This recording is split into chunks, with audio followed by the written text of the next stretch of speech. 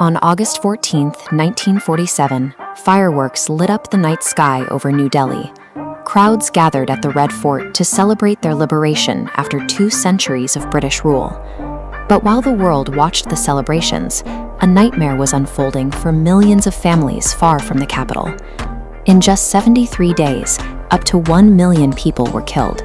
20 million more were forced to abandon their homes in a frantic scramble for safety. The polished political transition in the cities hid the reality of the deadliest forced migration in human history. The final fate of those 20 million people was decided in the sterile, opulent rooms of the Rashtrapati Bhavan. Jawaharlal Nehru held a singular, unyielding ambition to lead a completely unified India, but his refusal to share executive power with his rivals created a deepening political rift. Muhammad Ali Jinnah, alienated by the Congress leadership and quietly dying of tuberculosis, remained rigid in his demand for a separate Muslim state. These opposing forces, along with their colonial rulers, found themselves at a total impasse over the structure of the new government. With the British eager to withdraw and the leaders unable to reconcile their personal goals, fracturing the nation became the final desperate compromise. Lord Mountbatten finally arrived in India as the final viceroy, tasked with executing an orderly and peaceful British withdrawal. His original deadline was June 1948, but he moved the date forward to August 1947, stripping away 10 months of essential planning.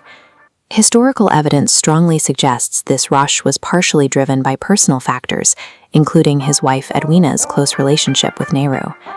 This newly accelerated timeline prioritized British convenience over the physical safety of millions who were left in the path of the coming violence. This map shows the British provinces before 1947. Cyril Radcliffe, a lawyer who had never visited India, was given just 5 weeks to divide them. Working with outdated data, he drew lines cutting blindly through ancient, interconnected communities in Punjab and Bengal. Immediately after finishing the borders, Radcliffe left the country and refused his payment as the first reports of the slaughter began to emerge. With a single bureaucratic stroke on a paper map, he dismantled thousands of ancient villages and ruined countless innocent lives forever. Families like that of Harnam Singh woke up to find they were suddenly on the wrong side of a new border, their homes and shrines now in a foreign land. An estimated 20 million desperate people packed their lives into carts and began a frantic, terrifying journey towards safety. Makeshift refugee camps overflowed overnight, completely lacking the basic water and medicine needed to support the millions in flight. Many who tried to escape by rail never arrived. Trains crossed the border in total silence, filled with the bodies of those killed as warnings to the other side. During this chaos, at least 75,000 women were specifically targeted for horrific and brutal violence. Some were even killed by their own families to prevent them from ever falling into the hands of the mobs. The decisions made in the calm of New Delhi's palaces translated directly into a micro-apocalypse for the people on the ground. While New Delhi celebrated its new independence, Mahatma Gandhi was noticeably absent from the festivities. He remained in Calcutta, fasting and mourning what he described as a freedom of blood.